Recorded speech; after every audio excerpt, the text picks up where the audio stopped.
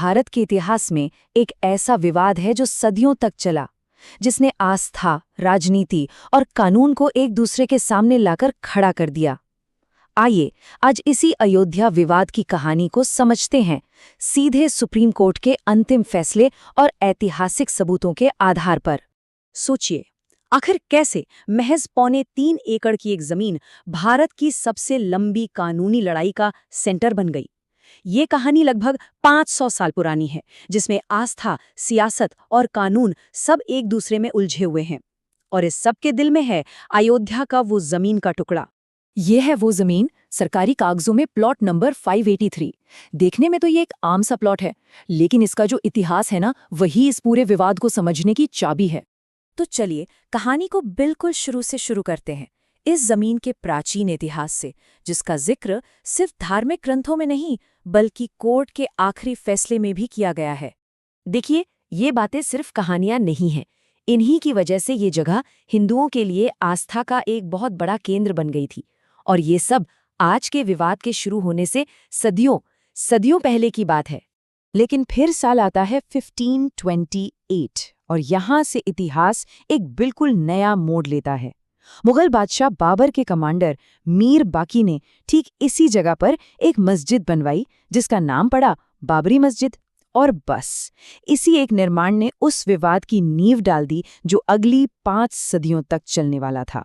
अगली कई सदियों तक यहाँ एक तरह का, कह सकते हैं कि नाजुक सा बैलेंस तो बना रहा, पर जैसे ही देश में अंग्रेज आए, यहाँ की तस्वीर हमेशा के लिए बदल गई। और पता है सबसे दिलचस्प बात क्या है? उस दौर के कई यूरोपियन ट्रैवलर्स के जो नोट्स थे ना, वो कोर्ट में बहुत बड़े सबूत बने। उन्होंने अपनी डायरी में लिखा था कि इस जगह पर हिंदू लगातार पूजा करते आए हैं, ये एक पुरानी परंपरा है। तो हुआ ये कि जब तनाव और हिंसा बढ़ने लगी तो ब्रिटिश हुकूमत ने दखल दिया। उन्होंने एक दीवार खड़ी कर दी और पूरे एरिया को फिजिकली 2 हिस्सों में बांट दिया। ये उस नई सच्चाई की तस्वीर है। सोचिए, एक ही कंपाउंड जिसके बीच में एक दीवार खड़ी कर दी गई। अंदर का हिस्सा यानी मस्जिद मुस्लिमों की नमाज के लिए और बाहरी हिस्सा हिंदुओं के लिए, जहां वो एक चबूतरे पर पूजा करते थे जिसे राम चबूतरा कहते थे। ये एक अधूरा सा समझौता था जो लगभग 100 साल तो चला, पर इसने किसी भी पक्ष को खुश नहीं किया और अंदर ही अंदर एक चिंगारी सुलगती रही। और वो चिंगारी एक बड़ी आग बनी भारत की आज़ादी के फौरन बाद। 20वीं सदी के बीच में सिर्फ एक घटना ने इस लोकल झगड़े को पूरे देश का मुद्दा बना दिया। तारीख थी 22 दिसंबर 1949।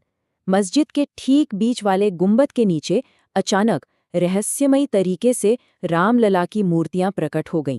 हिंदुओं ने कहा यह तो चमत्कार है। वहीं मुसलमानों ने पुलिस में शिकायत की कि मूर्तियों को वहां चुपके से रखा गया है। नतीजा, सरकार ने अंदर के दरवाजों पर ताला लगा दिया और यहीं से शुरू हुई आधुनिक भारत में इस केस की पहली कानूनी लड़ाई। और फिर 80 का दशक आते आते ये मामला सिर्फ कोर्ट तक सीमित नहीं रहा, ये अब राजनीति के मैदान में आ चुका था। बड़े बड़े राष्ट्रीय आंदोलन शुरू हो गए, रथ यात्राएं निकाली गईं और देखते ही देखते अयोध्या विवाद देश की राजनीति का सबसे बड़ा मुद्दा बन गया। और इस राजनीतिक माहौल का क्लाइमैक्स आया 6 दिसंबर 1992 को। उस दिन कार सेवक कहे जाने वाले हजारों लोग उस जगह पर इकट्ठा हुए और कुछ ही घंटों के अंदर बाबरी मस्जिद का ढांचा गिरा दिया गया। ये सिर्फ एक ढांचे का गिरना नहीं था, इसके बाद पूरे देश में दंगों की एक दर्दनाक लहर फैल गई।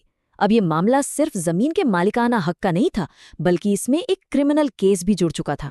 इस घटना के बाद कानूनी लड़ाई और भी ज्यादा पेचीदा हो गई। अब अदालत को सिर्फ दावों और आस्था से आगे बढ़कर ठोस सबूतों की जरूरत थी, यानी ऐतिहासिक और वैज्ञानिक सबूत, ताकि सच तक पहुंचा जा सके। तो विश्वास और मान्यताओं से हटकर ठोस सबूत खोजने के लिए कोर्ट ने विज्ञान का दरवाजा खटखटाया। उन्होंने सरकारी एजेंसी यानी archaeological survey of India ASI को आदेश दिया कि वो उस जगह की खुदाई करे और पता लगाए कि उस ढांचे के नीचे आखिर था क्या। तो सबसे जरूरी बात यह है कि सुप्रीम कोर्ट का फैसला किसी एक चीज पर नहीं बल्कि कई सबूतों को मिलाकर लिया गया था। ASI की रिपोर्ट, जिसमें कहा गया कि नीचे एक पुराना मंदिर जैसा ढांचा था, यूरोपियन ट्रैवलर्स के पुराने नोट्स, जमीन पर कब्जे के कागजात और गवाहों के बयान, ये सब मिलकर एक ही तरफ इशारा कर रहे थे। और फिर दशकों की अदालती कार्रवाई और सदियों पुराने इस विवाद के बाद आखिरकार वो दिन आया, 9 नवंबर 2019। भारत के सुप्रीम कोर्ट ने अपना ऐतिहासिक, एकमत और आखिरी फैसला सुनाया। इस फैसले के जरिए एक हल निकालने की कोशिश की गई। पूरी 2.77 एकड़ जमीन रामलला को दे दी गई और सरकार को एक ट्रस्ट बनाकर मंदिर निर्माण की जिम्मेदारी सौंपी गई। वहीं मुस्लिम पक्ष यानी सुन्नी वक्फ बोर्ड को मस्जिद बनाने के लिए अयोध्या में ही एक अलग 5 एकड़ की जमीन दी गई। कोर्ट के इसी आदेश पर सरकार ने श्री राम जन्मभूमि तीर्थ क्षेत्र ट्रस्ट बनाया। अब उस जगह पर मंदिर के निर्माण से लेकर उसके मैनेजमेंट तक सारी जिम्मेदारी इसी ट्रस्ट की है। तो कानून की नज़र में तो इस सदियों पुराने विवाद का अंत हो गया, लेकिन सवाल ये है कि इसकी स्थायी विरासत क्या है। बेशक इस फैसले ने भारत के इतिहास का एक बहुत लंबा और मुश्किल अध्याय बंद कर दिया, पर हमारे समाज और राजनीति पर इसका पूरा असर क्या होगा, ये तो आने वाला वक्त ही बताएगा।